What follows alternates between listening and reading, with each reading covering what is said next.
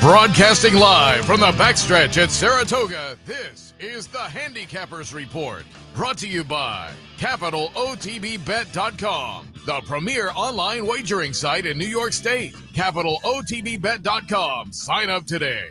And the Clubhouse Racebook, 711 Central Avenue, Albany. Make it to the Clubhouse Racebook.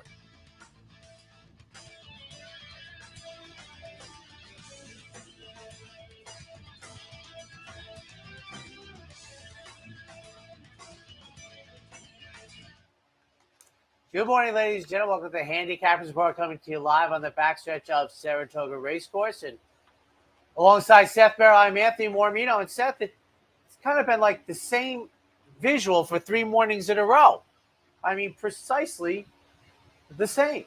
Yeah. It's a very pleasant morning. We have some cloud cover. It's dry. And we'll see how the day plays out. But it's, what was that? Groundhog Day, but in a nice way. It's not cold outside. It's been very pleasant, but it has remarkably looked the same week number 4. Yeah. Humidity yesterday was a little bit oppressive. Yes, indeed. Before I walked over to the front side, I had to go because our trailer has air conditioning. I had to sit in there for a couple of minutes. I didn't know whether Did you get the friendly?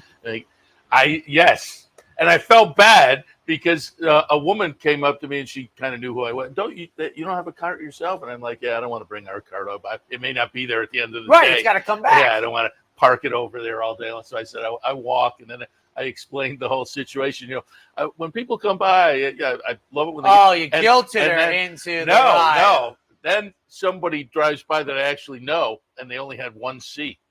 So I'm the gentleman, and I'm like, you did the right thing. I'm like you, but she wouldn't take it.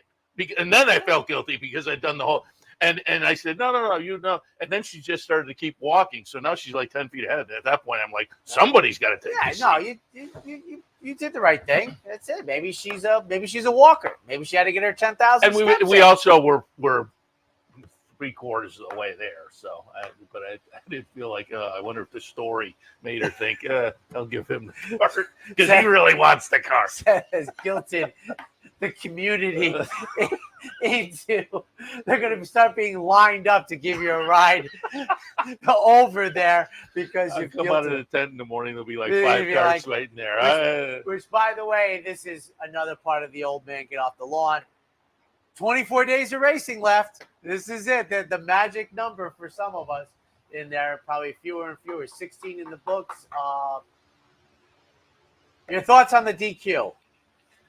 I was just surprised they did it because typically it won't have. First of all, I felt really bad because I had Jay in here yesterday, Jay Provenzano from Flying P, and his Honest Free. I thought was an easy winner. It was my top pick, so I was happy. I went down to the winner's circle and shook his hands. Rowdy's very friendly with him. He was down there, and for a few minutes it was great. His wife's birthday. He told the story. Yes. And then the inquiry sign comes up, and they looked a long time.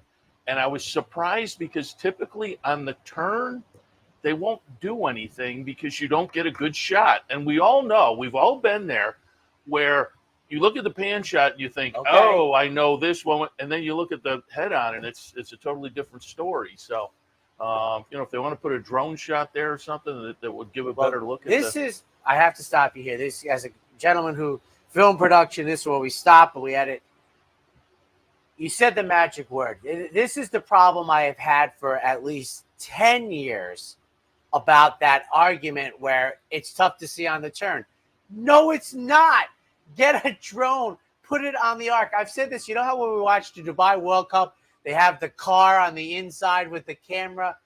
I just don't understand why we don't have, like, in the railing, a slot and an arm that holds the drone, and it just stays in front of it, and it has the perfect arc all the time. So it'd have to cost like $300. I mean, it would be so reasonable that you have the arc of the runners, and it would be almost a head-on the entire way. And we keep saying, oh, it's tough to see there. Well, yeah. Or the other one, and I've seen this post-Derby Day now, where the drone is above the field. Well, that's a drone. I mean, I think that's what I'm talking about. And something on the rail, I think you would be fooling around with freaking the horses out. Well, it'll be way in front of them. But the drone, that's actually the best shot. If they could do that all the time, to me, that really gives you a good shot. And I don't know why can't they? It's not like people used to say it was so expensive, the Derby Day. I go, it's not anymore. The drones are like free almost. It's just, and some of the ones, and because of my point is I've now seen them on non-Derby Day.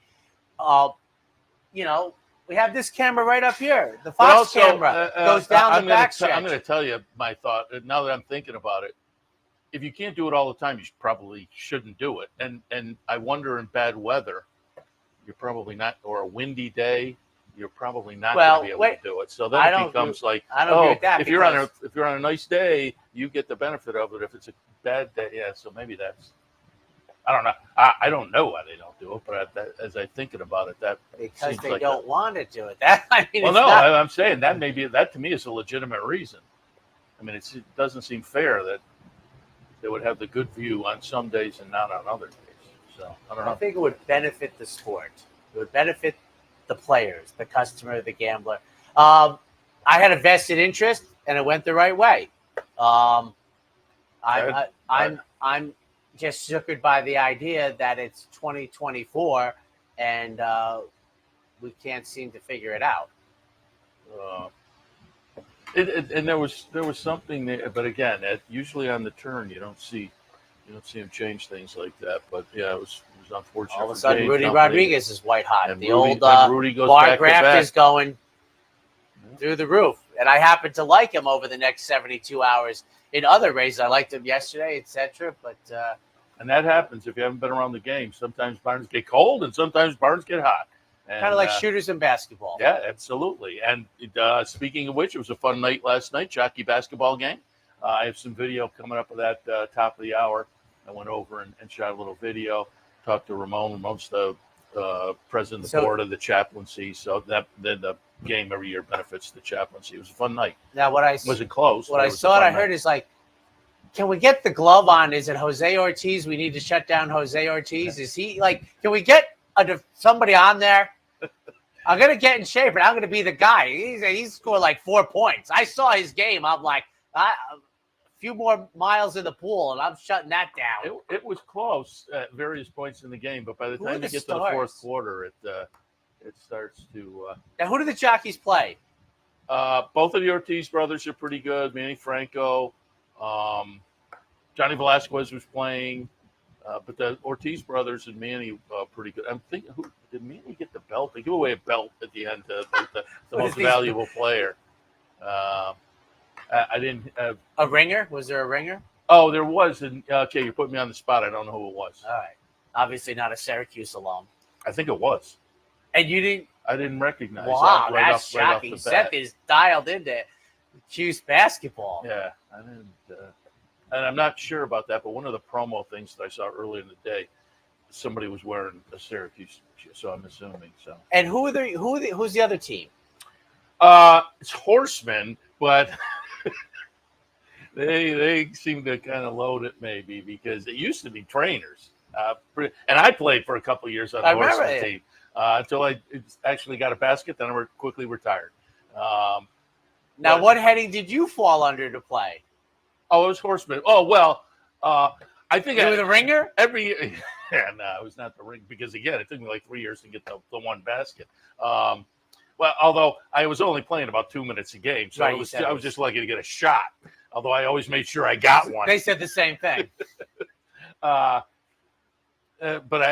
typically I have Umberto, the chaplain, in the day of, and he's always like, hey, come over. And so I'm like, I'm in. But once I got the basket, I as I say, I quickly retired. But it was a good crowd. It always is. It's a fun event. It's right at Saratoga Rec Center. It's like 3 blocks from the track. And it was a nice crowd, fun event. The halftime, there's always a raffle. One of the raffles is for ear pods or whatever, and that was fun. But one of the raffles is for a half-court shot for $500.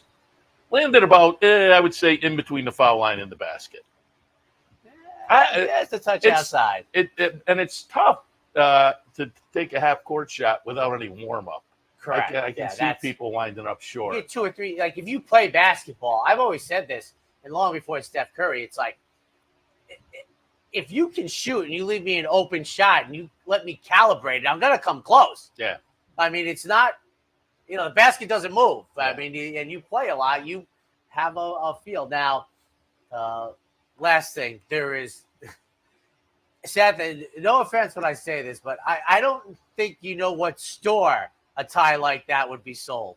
There is no way. That is it is a gorgeous tie. And for those who don't know, it's not any different. Seth is conservative. Steve Bick has tremendous taste on a different solar system than Seth. And what do you say? Like basically every 3 out of 4 years.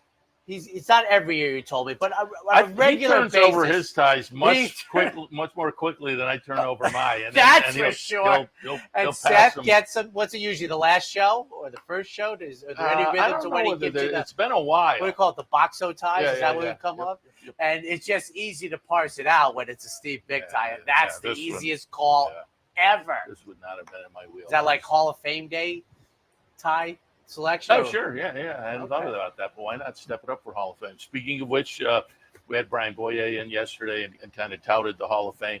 That will go on at 10:30 over at the Facing Tipton Pavilion, so keep that in mind if you'd like to stop up. It's usually standing room only. Doors open at 9. Doors are open. Doors are open now. If you don't get in the backyard, they're playing it on the TVs and whatnot. You can just enjoy the crowd. A couple days for Facing Tipton. A lot of Hall of Famers are over there. Previous Hall of Famers. Always a nice day. And it's fun. So keep that in mind. If you can't come up, they stream it on the National Music and Racing website. So. Now, I don't use it anymore, but it used to be when they came over in the program, there'd be a race named for each of the entrants. Oh, I don't look at the programs, but they and I don't get a program, but that's the way it used to be. Everybody got a race. They'd come over. They also used to have a big autograph session. Yes. I don't know whether that happens today or not. I don't think I've read anything about that. But so, because a lot of Hall of Famers come to town, and so before we get to Kevin Cox and the Brooklyn Cowboy, you want any? Well, first of all, because you mentioned it might be in your wheelhouse, baseball jersey giveaway day today. So if you're coming up, if you're coming that's the only one I want. I have to get home. My niece gets married this weekend. Oh no, it's today. It's today. I can go over and get you one. I appreciate that. I want one. I saw Jason Worth had one, and it was on Twitter, and I was like, I said there were two this year that will be very popular. They're not in my wheelhouse. Baseball jersey is one, and the trucker cap. I don't want either one, but I think they're going to be wildly popular. Did you want? What did you want? I like the windbreaker. The windbreaker is you. Okay. All right. I'll see if I can reach you in the favor. Yeah, let me give you an update here on promos and events coming up here at Capital OTB.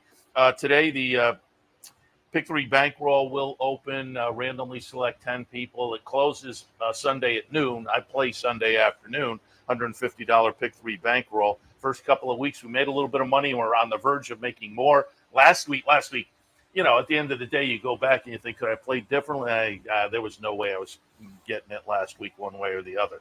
But entries open today. Go to capitalotv.com, click on the promotions link, and then look for this graphic. Click on that. There's an entry form there.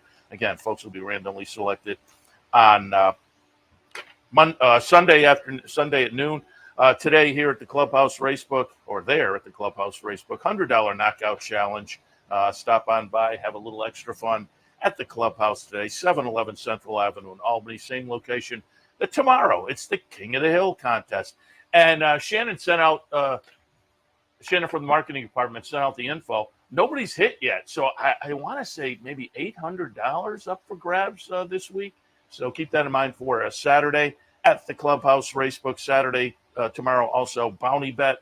Last pick 5 of the day, Saturdays throughout the meet. All you have to do to get your shot at the Bounty is play the late pick 5, the last pick 5 at Saratoga, and play it with your Capital OTB bet account, and you're in for a potential shot at the Bounty. This morning, Racing Across America, he was playing. He was on the Horsemen's team last night and running up and down the court. Our friend Rick Schosberg will join us. He is part of the aftercare division of the New York Thoroughbred Horsemen's Association, and they have their aftercare day coming up in, I think, a little less than a couple of weeks. So we'll talk about that. And then a little bit later on, Saffy Joseph will swing by.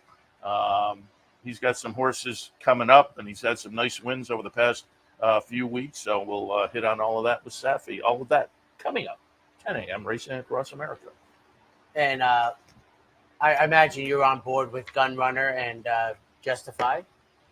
Yeah. Oh, yeah. Yeah. I know Justify. He's, the new Seth Merrow is okay with that. Yeah, the old Seth you Merrow would can't- have been humbug. Yeah, you can't. 15 more races. I don't care about the Triple Crown. Yeah, things Now, kudos to the Hall of Fame change because they put the note in about the Santa Anita Derby disqualification. And I don't know when they ran the thing, but that has been adjudicated now, right? He is a loser. Right? That was the old thing about. I think you're right. I think it's the just like the Derby with Medina Spirit, it's now final. And I think it's final that Justify has been disqualified from the Santa Anita Derby, which brings Seattle Sloop back to the only undefeated Triple Crown winner.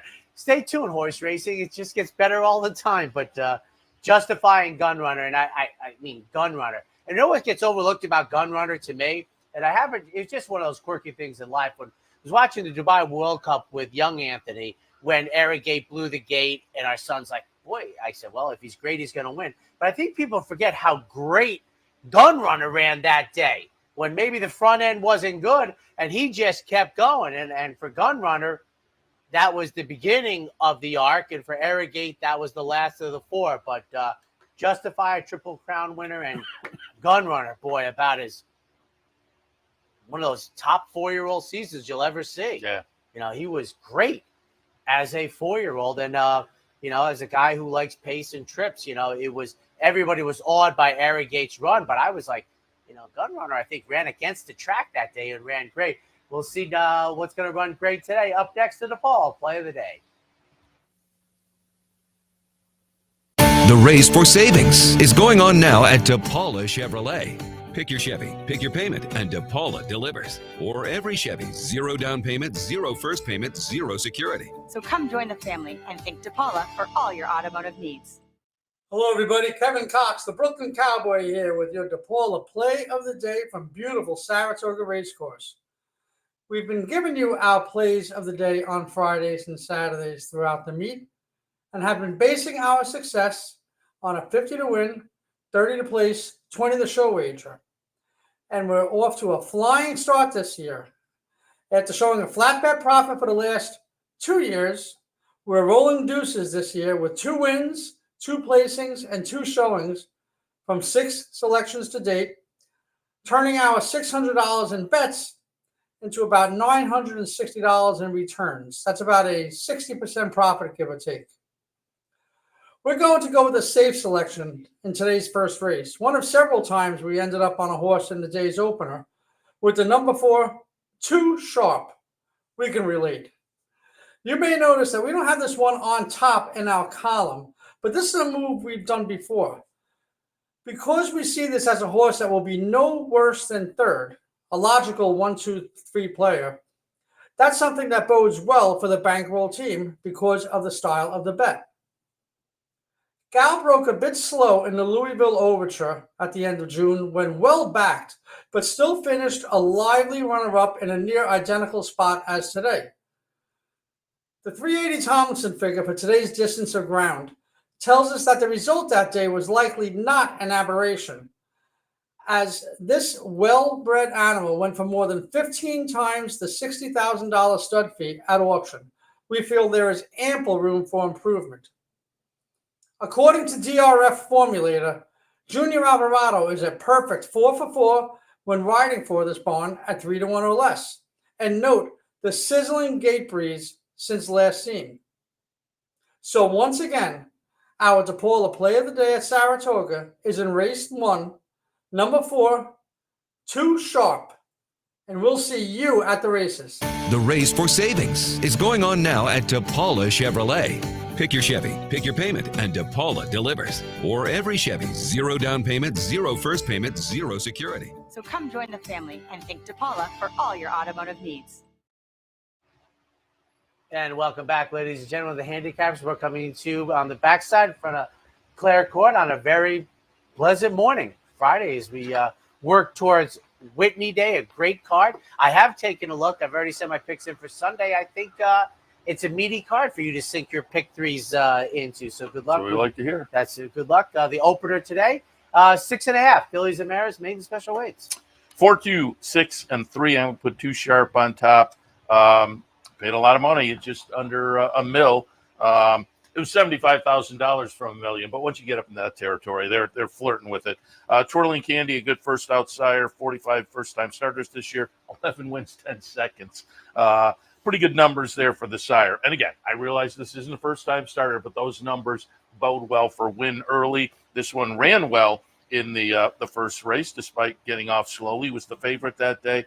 I'll look for him to her to make amends this afternoon. Lady Pink in the second spot, another one that attracted a nice chunk of change. This one for Chad Brown and Peter Brandt, right up here a couple of years ago at auction. And again, it's a potent team from another potent first outsider. I would expect this one to be well met. This one had a sibling called Bob Marco, second in debut, then won 2 of the next 3 starts. So I think there's win early top and bottom from win early connections. And then Stellify in the third spot, going out for Brad Cox. Again, Justify okay with debut runners. The lone racing sibling was off the record. That one won its career debut back in 2019, right up here at Saratoga, in an off-the-turf sloppy 7 furlongs race. But again, win early all around there as well. 4, 2, 6, and 3. Yeah, must have taken just enough or read enough of economics books that it amazes me that 40 years ago was really when the auction thing started going crazy, and they paid $1 million then, because I think $1 million would be equal to about $2.25 million now. So you're like, it was absolutely chaotic. Who was blanking on the name now? Who was the 13.1 meme dud? Green Monkey. Green 16 million. Green Monkey, yeah. Ooh. I think 3 career starts. Last one on the left coast for on the turf. I think he's dead. I think the Green Monkey's deceased. It was a long time ago. And that was Coolmore, right? Which are some pretty smart people. I was like, forget race record. I was like, the math didn't add up. And what was he? He was like a 2-year-old in training. It wasn't a yearling sale. It wasn't? The Green Monkey, I don't think, is a yearling sale. I'd have to go back and look. All right, I just remember that. He was the a one. lot of money, and that's the one you point to as wow. That was a whiff. Oh. No way. Oh, what a good catch. What a good catch. Oh, hey. Oh, we're losing them all. All right, maybe the fan's not the best idea, but I caught them all. I like the opener because I took a little bit of a shot, Mr. Seth. Quiet Confidence. I don't bet horses for names. No, it was my stupidity. Don't turn out that. One of the things that I have liked with better part of... You have to refer to they were talking in your ear. You were talking to the... Oh, yeah, well, we do that. I like when Kim says she's bringing Swedish fish. That was the best part of our TV last year, talking to people. But you were answering a question that nobody in the audience... My director's like, do you want me to turn off the fan? I'm like, no, I don't want you to turn off the fan. I could figure it out as I have. But probably about 34 years ago or something in that, I became a real pace guy. I was a trip guy before that because of the influence of Andy Byers. I think it was his 3rd book. But then I became a pace guy. So I like debuts where it's like you're contentious, and I'm looking at the screen go, run worse. And then I think that there's a chance you'll move forward after that. I think sometimes it's practice. But the real juicy part for me, Seth, is the price component. It's you're still this day, 30 years later. So Quiet Confidence making the 2nd career start coming in from Ellis. Brendan Walsh, I'm okay with him. That's too sharp. Seth's top pick. You lost at 3-5, and that's a big number. I got to tell you, Seth, I'm thinking about the regression because that's a big effort. See, he ran all the way, and I'm not willing to take a chance at the price. And then She's Wicked Smart for 3rd. Let me ask you, just 7-5, north or south of that? I'd go south, but not much. Okay. Maybe not even money? Yeah, a tick or 2. All right. Yeah, I do not think it's going to be one of those ones, even though the buyer speed figure is what it is. I didn't see that as being one that would dip down below even money. So I think you'll get. Because you have the Chad horse in here. Yes. Second race this afternoon here at Saratoga. We are looking at maiden $75,000 claimers, scheduled a mile and 16th on the turf. 819, my picks in here, and I'm sure we don't match up here. I'd be surprised. Yeah, it's not even on the. Tis Wicked Strong in for a tag for the first time. I like the race on July 12th. Remember, that was day 2 of the meet. I'll just give you one of my thoughts, and this is how I hit Champagne Room in the Breeders' Cup in about 6 hours. Ever tell you, Brian Nadeau looked at me and goes, I've never seen anybody love a 30-1 shot win and be so. I'm like, well, I thought you would win the whole. I like when horses are eager, they're pulling. If you ever watch Champagne Room's prep race for the Breeders' Cup, just all over the place. It didn't work out, but still raced well enough that I think a smoother type of trip, and by smoother, I just mean a relaxing, whether you get covered up, whatever it is. I like these type of efforts, and you usually get a big price because it looks awful on paper. I'm Tis Wicked Strong, first time in for a tag. I would very much like this horse. Schedule a break for number 2 post position. Triumphant Road, first time in for a tag for Ed Barker. And for third, Sanborn. You don't have the 9 in there either. I'm intrigued by this horse because the first effort, I think, is just I'm very dismissive of it and comfortable. The horse wasn't bet. I'll give it one more shot today, maybe even give it a second shot down the road. But I like the second race today, and I'm 819. 4, 5, 6, and 9 for me, and I had the 8 down there just under that when I could have flipped them around.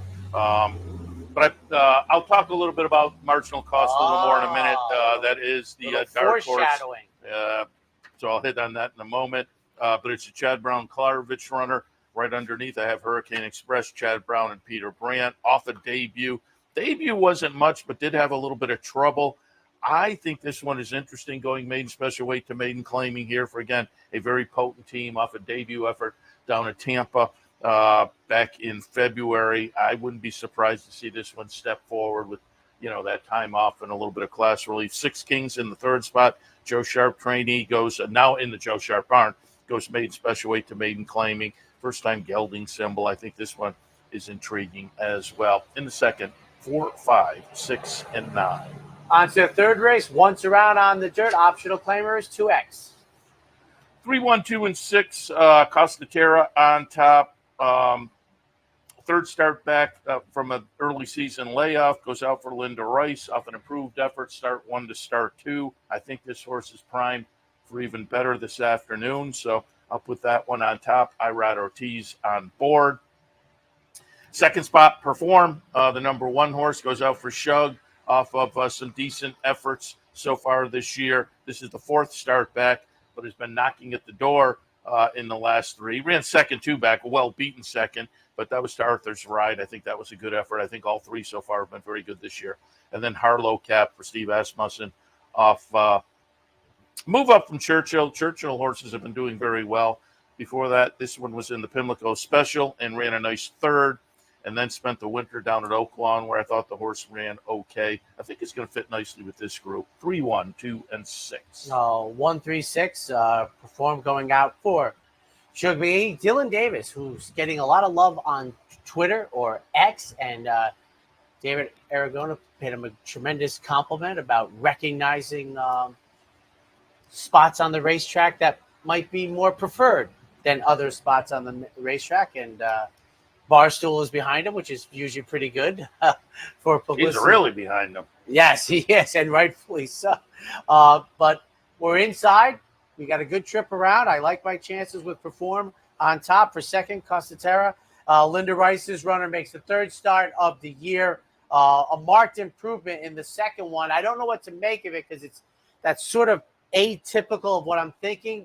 So my question was, maybe the 10 furlong race was just like I don't know, what do they say? A race is equal to what, 4 workouts, 6 workouts, something like that. So I'm really the buyer speed figure and the performance. I'm just kind of setting aside, and I like the more recent start that's going 7. And for third, Power Seeker. 8th time at this level. Not something I usually like, but Linda's good at 136 for me. Time now for the dark horse play of the day. I'm going to go back to race number 2. I hinted at it a moment ago. Dark horse play of the day is number 4, Marginal Cost. It's Chad Brown. It's Klarovich. They are win early connections. Justify is a good win early sire. 45 first-time starters this year. 6 wins, 6 seconds, 4 thirds. Dan produced a sibling you may remember called Randomized. Nice horse, nice runner for this same team. 3rd in debut, won the 2nd start. Now, that's all positive. The negative here is obvious. They paid at Keeneland September 2022. They paid over $400,000. They debut for $75,000. But with this team, they seem to make those moves. They quickly recognize the talent level they have, and they're willing to move around to what might be a winning spot. They may lose the horse, but they've got plenty of others to fill the stall. And I think, normally you would look at this and maybe scratch your head a little bit. And I am, but with these connections, less so than in other situations with other teams. So I'm going to look for this one to actually be live. The workouts underneath are okay. They aren't jumping off the page. But again, I think they've just gotten realistic. So I'll take a little pop here with Marginal Cost. Chad Brown, Klarovich, Firster at 6-1. Dark horse play of the day today. Race number 2, horse number 4, Marginal Cost. Thanks to our friends at the Dark Horse Mercantile and Impressions of Saratoga, both in downtown Saratoga, right on Broadway. Great spots to visit and browse. Tell them you heard about them right here on Handicappers Report on OTV TV. I was in shooting some video because I think next week we'll have Marianne and Maddie in from Dark Horse and Impressions, and we'll get an update. Impressions is now back open. But I was giving a tip of the cap to the folks at the Dark Horse. I went down and kind of freshened up my footage down there, and on their TV, OTV channel, playing down at the Dark Horse. You got to love that. So thanks to them for their sponsorship. And it just is a matter of accounting, because parts of this game very much interest me that isn't really the Handicappers Report thing. I'd love to know what the totality of the cost they have with Marginal Cost. You have the sales price, and you have to break them and everything. And I'm just thinking, is it like $550 you're into it now? And There's definitely a significant cost, obviously. It is rough going. I do think that the auction cost, when it's that high, is the large chunk of the money. But there might be another $100K added on to it. It's like, and then you're just, boy, I don't know. We'll take a quick break, though. When we come back, more from the spot. For more than 4 generations, Bruce Cerrone and his family have continued the 102-year tradition of delighting their local following and faithful summer crowd with the finest authentic Italian recipes. Classic Italian dishes made with the freshest ingredients, served in a home-like setting. Some things have changed in the last 102 years, but not Pinnell's commitment to the finest in Italian cuisine. Pinnell's Italian Restaurant, a Saratoga tradition since 1922. 284 Jefferson Street, just minutes from the track. Sometimes it pays to go with the flow, to check your worries at the door, to reconnect with your crew, to follow the thrills and the flavor, to roll with it and see where it takes you, to enjoy every minute to its fullest, and to dance like there's no tomorrow. You can do that here at Rivers Casino and Resort Schenectady, where the good times flow. It only takes one upset to make history, and now you can be part of Saratoga's long tradition at the Dark Horse Mercantile. The Dark Horse Mercantile offers a carefully curated selection of clothing, gifts, and home decor, from one-of-a-kind vintage racing memorabilia to select brands like Barber and Under Armour, as well as exclusive Dark Horse branded merchandise. So celebrate the Dark Horse in all of us at the Dark Horse Mercantile, downtown Saratoga, where the smart bet is always the Dark Horse. Welcome back to the Handicappers Report here on this Friday morning before a big Whitney weekend. Let's kick back into the action now. Race number 4 today, state bred optional claimers. Non-winners of 2 other than 3/4 of a mile. Not my favorite race on the card, and that kind of is emblematic of why. The other part was I'm not going to say anything clever, but I think it's the three halves on the inside. And Seth kind of agrees. We have them in different order. We have the red, white, and blue. I was 2, 3, 1. Gone and Forgotten for Richard Dutrow, a $40,000 claim. I just think these three, you could mix them up going 6. I didn't want the rail. Seth wanted one more out from that, a rail post position. I might want the rail getting over. Tricky Temper is 8-5. Third start in a cycle. Not the third start of the year. Did run on January 14th, but pretty close. And then Athena Beach from the rail, making the third start of the year. Draws inside. Comeback was a win. We'll see if they win 2 out of 3 for this year. But I think it's all 2, 3, 1. And this is the part that is interesting to me is how horizontal bettors play this race. We are patriotic there, red, white, and blue. I've just done mine in a little bit. Neither one of us did it in absolutely we did do it in patriotic red, white, and blue. But I put Tricky Temper on top. Third start. Essentially third start of the season. Had a January start, but then laid off January to June. So third start back. Jeremiah off to a nice start at the meet. Debut effort was in a state bred stakes race. That was Belmont Stakes weekend up here. Ran okay. Moved backwards a little bit early in the meet. I like that they're coming back, relatively quickly in this third start, and I think we can get back closer to what we saw in the seasonal debut. Gone and Forgotten going out for Rick Dutrow. Been right in the mix the last few starts, claimed 3 back, and I think is right in the comfort zone of the class level. And then Athena Beach in the third spot. Has some nice early positional speed. We'll need it from the rail. Another one, couple of starts this season under the belt, so third start back. That should be a bonus also. In the fourth, 3, 2, 1, and 6. Thanks, Seth, who solved the mystery because everything is going fine. It was the setting on the fan. It was about to take off. It was like in jet call. So the director fixed it, and now we're good to go. On to the 5th race, Maiden Claimers, mile 16th on the Mellon Turf Course. Because, surprisingly, you have not had a paper go. No. The first day I had my own fan, and before we went on the air, I had like 10 papers. So we're almost there, although I think Seth feels browbeaten because he hasn't put up too many. Although what I do find interesting is the other day you had about 7 different colors. Today you have about 7 paper clips. 6 of them are black. Yeah, that's just you must just reach back, not even looking. Okay, so there's absolutely no rhyme or reason. Yeah. Now, I want to interrupt one other thing because I think this is noteworthy, not important. There are probably the bulk of our fans out there who don't remember Paul Mellon. Oh. Who was a titan in the game. And we named Naira named the turf course about 30 years ago, the main turf course, after Paul Mellon.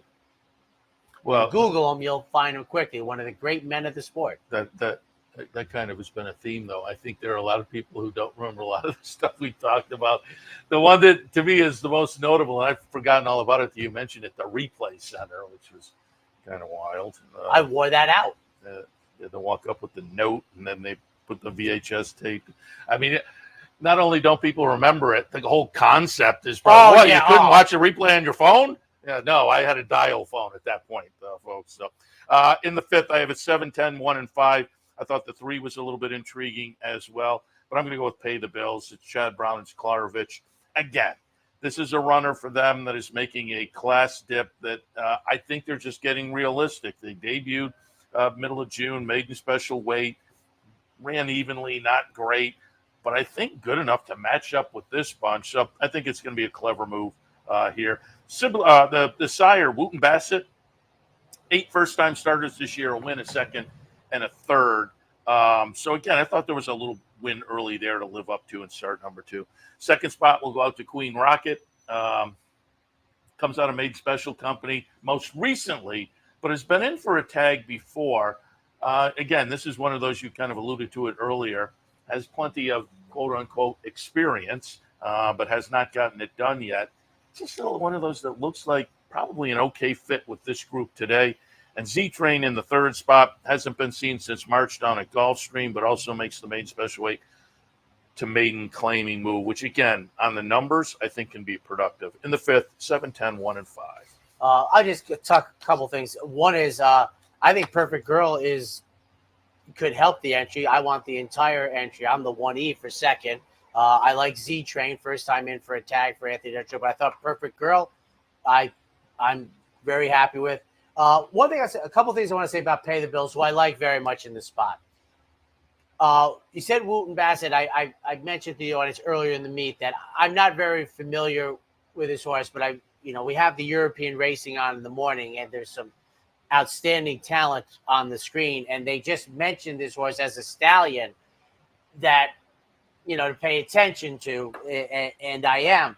The other thing is, Seth, there's no sales price for a 3-year-old, and this horse was bred in France. I'd be so a private sale, right? Because Klarovich doesn't look as though they are the breeder of this horse. Because my point is this: I'd be very intrigued to know what the price is, because I think it'd be very high. This is one of those that I would imagine was this is, as I say, the racing form. I don't know why they don't put in. Okay. We talked about earlier where they got they got $425,000. This one was probably expensive because I don't think it's a homebred. But I like Pay the Bills very much from a betting standpoint. I like Pay the Bills strongly in this race. I'm 7. I am the 1E and 4. Oh, I want to talk on Classic Cara. Major component of the trifecta for me. I love Mitch Friedman's runner's most recent race in June. So 7, 1E, and 4. Auction history sold for $200,000, like over in France, I think that. All right, that's a great job, Seth. I look on that site all the time and I see that. But here's a horse where they have 200,000, and they're dropping for 40. So but I like the horse from a standpoint. And again, we've talked about that before. But if you're curious and you didn't hear, these runners with foreign breeding, oftentimes they were sold overseas. And I don't know why the racing form doesn't put it in, but it's easy to look up on Equibase. You type in the horse's name, and one of the tabs that comes up is auction history, and they have the foreign price. So the foreign price is available. I mean, you can see where they're not going to work together, but whomever was the source that Equibase got for the thing, the daily racing form goes to the same source and gets it. Good job. 6 races this afternoon, optional claimer, starter allowance, a mile on the grass. And you're saying that's basically always available? Because I'm going to start doing that. Yeah. I'm on that site 6 hours a day for American different reasons. or foreign. If it was sold at auction, there's an auction tab you can put. And it's also interesting for horses that were pinhooked. You can kind of go back and look at the auction history. Whereas the I have done that from time to time. That's interesting too. They'll drop down multiples, right? I've seen that. Yes, on certain horses. My turn, right? You're up. I introduced you. I love these mile inner turf races. I'm 254. The 2 is Joe Hirsch, Jay Hirsch in here for Graham Motion. I draw inside here. Broke the maiden 2 races back, and then this company is, in my mind's eye, tougher than a 2L. That's very findable nowadays. But I like the effort, and I'm inside, and Manny Franco's having a good meet. I'm taking a flyer here on Jay Hirsch, number 2. For second, number 5, Unleash the Power. Al Stahl got off to a brilliant start. Has only run a couple of horses here. I think he won a race the first 2 days. I believe that's true. Third race of the year. Just hold the form, move forward a little bit, and then Palace View for third for Mark Cassio. I think won a race the first 3 days of the meet. So 2, 5, 4. 5, 4, 1, and 2. So I've just kind of jiggled them up a little bit. I put Unleash the Power on top for Al Stahl. Third start of the season. The seasonal debut was a just miss. Then we ran okay in the second start, but I think we're primed now again to put in a good effort in the third start back. Palace View going out for Mark Cassie. Whole season's been pretty good. In the mix more often than not so far this season. 5 starts, a win, a second, couple thirds. So going to be in the hunt, I would think, again today. And then in the third spot, Gilded Kraken. Nice little second place finish on the move to the turf at Saratoga. In the latest effort for Joe Sharp, we get back to that, much less improve. I think this one is absolutely right in the hunt as well. 5, 4, 1, and 2. Well, I'll tell you, if they ever had a toll at the security gate here, Jim Bond would have to win 1 race every summer just to pay the toll. Take a quick break. When we come back, the final pick 4.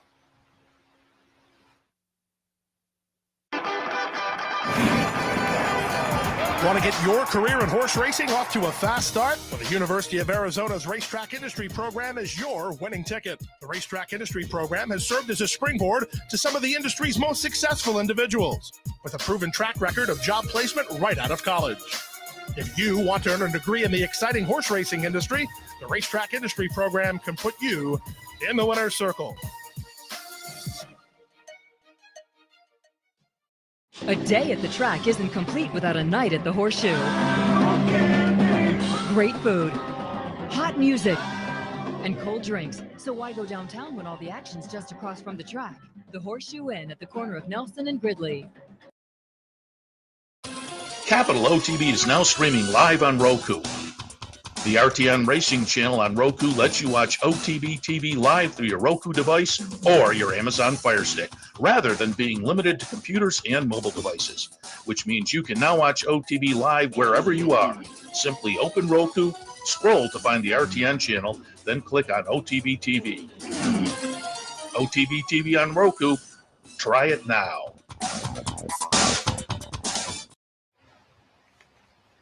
And welcome back, ladies and gentlemen. We're up to race number 7, right outside our front window here. 7 rows. We have more windows this season. I like it. Entry-level state breds. I'll give thumbs up to Dino for a nice wide opening there, which I think is helping with our lighting as well. So good job there. Win-win. 1, 5, 6, 7 for me. 5 to 2. Horacio De Paz runner comes in off a series of third-place finishes. So you wonder if, this one isn't kind of getting in the bridal party mode with those thirds, but was claimed last time. So now moves into the Horacio De Paz barn. Claimed away from Linda Rice, albeit. So we'll see how it works, but maybe the new barn can move this one out of that, third place funk. I think the horse is going to fit nicely with this particular group, moving back in against the state bred. So we'll see. A little bit of a roll of the dice. And the 3 to 1, given that, is a little bit iffy, but just looking at the rest of the field, I think an okay fit. Foxy Cara in the second spot. The numbers fired by this one, again, mix it up nicely with this group. And Maggie T, the class move, I talk about the class move quite a bit. I love it when they go state bred allowance into an open claimer. This one's going the other way, so I'm a little bit dicey on that, but the current form has to be considered. 1, 5, 6, and 7. We have 4 horses covered between us in our trifecta selections. The 3, Santa Gata, is the only one, in my opinion. I think this race is 5 deep. We've covered 4 of them. And Santa Gata, the 3, making the 3rd career start, is the only one we've left out of our trifectas. So a very contentious race here. I went to Maggie T. I very much like the claiming 20 race preparatory for this. Won a 3L, which, as far as I can tell, in New York is the end. Other jurisdictions run 4Ls. I don't think I've ever seen one in New York. 3L is it. I like the race coming in. There's a small chance in this. I'm going to be interested to see how they bet this race, because I think Maggie T of the 5 is either in the 4th or 5th slot for the wagering, and I like that. Foxy Cara, Seth mentioned, Mitch Friedman's runner, won a maiden special weight. A couple races back, has been stuck in this condition. And then Carol T. Love these. Technically not the seasonal debut. Did run in the middle of January, but I love the effort on May 11th. 6, 5, 7.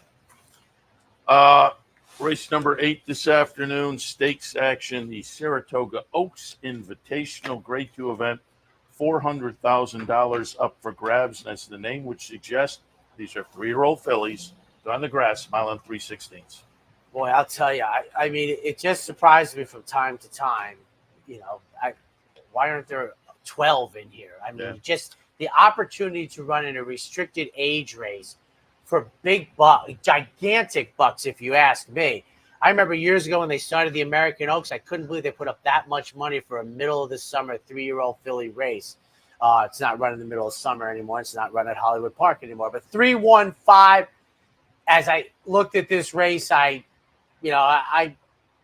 9-2, so that's pretty attractive. And I just topped out to the Aiden O'Brien, who's had pretty good luck over the last, 20 years in the United States. But this is certainly one that 3rd stringer, maybe for Coolmore, maybe not even on the bench yet. But I just thought Green Finch with Ryan Moore, talked about him the other day, ran in Ireland on July 17th. What the old adage used to be with the Euros, you either want them right off the plane to run or you want them to get acclimated. Cinderella's Dream, the race goes through Godolphin, won the Belmont Oaks, trying to follow it up. And Catherine Marissa for Richard Dutrow. I apologize. It's actually my top pick because I wanted a flyer against Cinderella's Dream. So it's actually 315. That is correct for me. And I am adamant that this is just, throwing spaghetti on the wall to see if it sticks because I didn't want Cinderella's Dream. Let me ask you, you think she's going to be odds on? I don't know. This is a They competitive get over race. bet so much. They do. You're right. So I was just taking a flyer on Catherine Marissa because I think Greenfinches, they're taking a flyer to see if she, who maybe has underperformed in Europe, well, there's a $400,000 purse, maybe there are no killers there, will take a chance. But I'm 315. 615 and 2 for me. I put Sagesta on top. It's Chad Brown, Juddmonte runner, who has shown some talent. Lightly raced. There may still be some upside potential. Lightly raced enough. Finished just behind Cinderella's Dream. But again, on the potential to move forward, I'm going to use that one. But again, they came in the other way. I have Cinderella's Dream right underneath. They came in the other way in the Belmont Oaks Invitational. That could happen again today because Cinderella's Dream is relatively lightly raced too, and 5 for 6, Charlie Appleby. So we'll see. I'll tilt slightly towards Sagesta, Cinderella's Dream in the second spot, and then I use Greenfinch in the third spot. If you look down, I'm not sure this is one of the classier Euros to show up for Aidan O'Brien. So it's a little bit of a puzzle maybe there. But in the eighth, the Oaks Invitational, 615 and 2. We'll take our final break. When we come back, the Hall of Fame.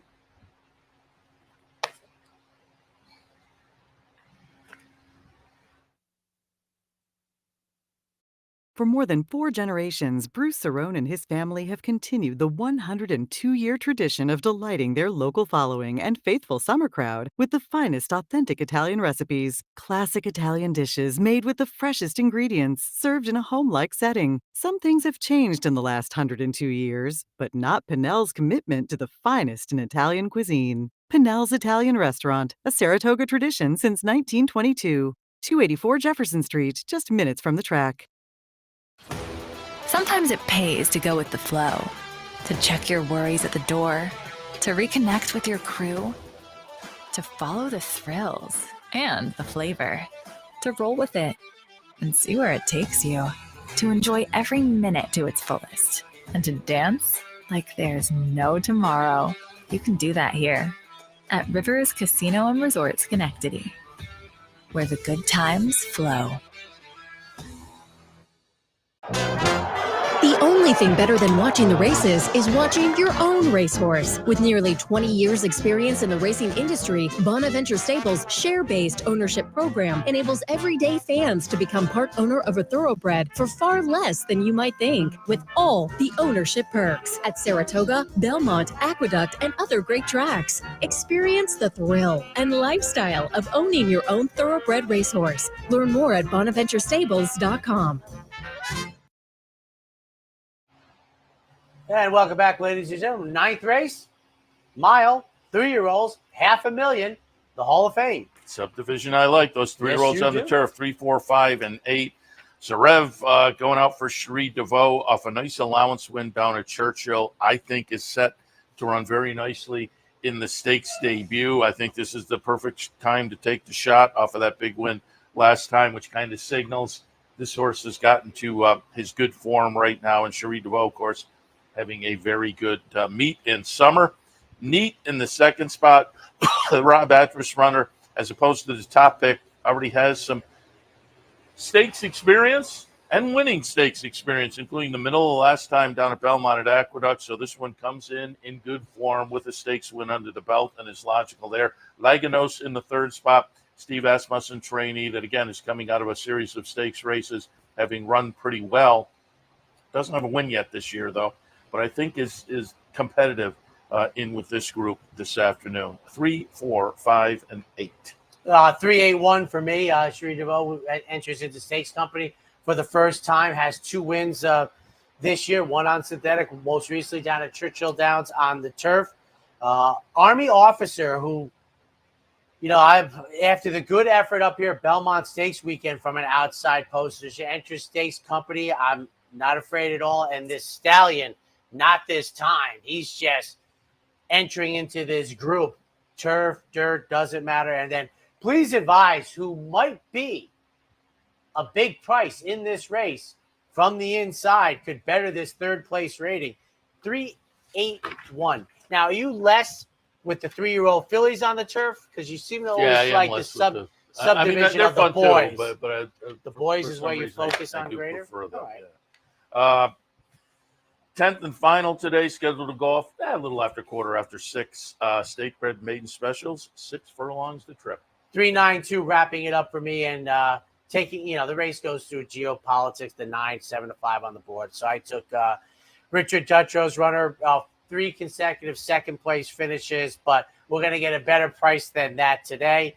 Geopolitics on the outside for Bill Mott, comes off of turf sprints, and then for third, first time starter for Danny Gargan. Boy, Nyquist, I think he flies under the radar too as a stallion. Blue Suede Sue, 392 in the finale. 9, 1, 5, and 8. I put Geopolitics on top. But again, stuck in a little bit of a bridesmaid mode. 4 starts, 4 second place finishes, and at this point, you really do have to start to worry and wonder. But I'll give this one another shot in here. Second spot, team I like with first out runners, and you get a little price here. Don't ignore evaluation. It's Chad, it's Klarovich. But looking up the stats on the horse and the breeding and whatnot, I didn't absolutely get the juices flowing necessarily, but working okay for a potent team. Posse rocks in the third spot. Bruce Levine does very well with first-time starters, and that attracted my attention in here. 9, 1, 5, and 8. All right, that wraps up a look at today's racing. As I said, another beautiful day. We know many people take either Friday off in the summer. They take short days. Come on up and enjoy the racing. It's going to be a fantastic weekend of racing. Just as a quick thought, a 1-9 shot on the morning line on Sunday. Oh, wow. You don't the see Bridgestone. that. You don't see that often. It's next. Yeah.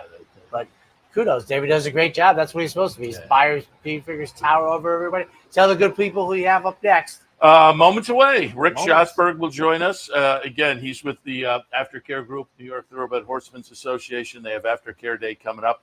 It's a little less than 2 weeks up here, so we'll talk about that more with Rick a little bit later in the show. Safi Joseph will join us. He's had some nice winners so far at the meet. He's got some horses coming up in stakes action over the next couple of days. So we'll hit on that and more. Also have a little video from the Jockey basketball game last night. All of that, 10 o'clock, racing across America. And if you join us at 9 o'clock tomorrow morning, you're going to get the wrap-up to what's on Racing Across America, because 8 a.m. tomorrow morning, ladies and gentlemen, 22 hours away, early post time. I think 13 races, Whitney Day, if my memory serves me right. Yeah. So we'll be on at 8 o'clock tomorrow morning. Have a great Friday.